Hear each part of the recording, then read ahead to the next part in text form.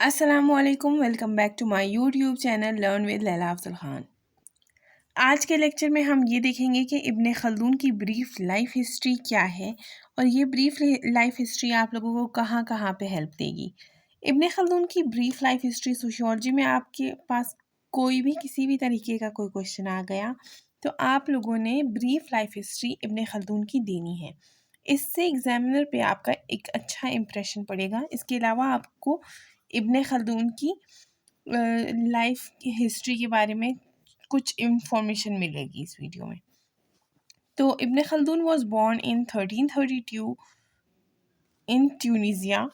He died in 1406 in Egypt at the age of 74.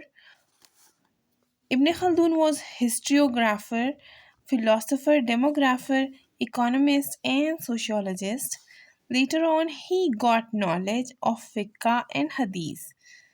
He was also a historian and he wrote the history about cultural life of Babar tribes.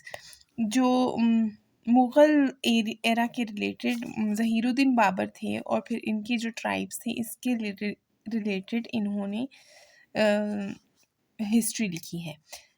सबसे important चीज़ जो आप लोगों ने इब्ने Khaldun की brief life history में add करनी है वो ये है कि इब्ने Khaldun laid the foundation of new science which later on called ilmul imran which became the foundation of sociology।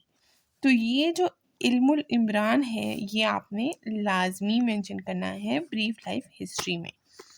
तो ये था मेरा आज का लेक्चर शॉर्ट सा जिससे आपको इंशाल्लाह ज़रूर हेल्प हुई होगी।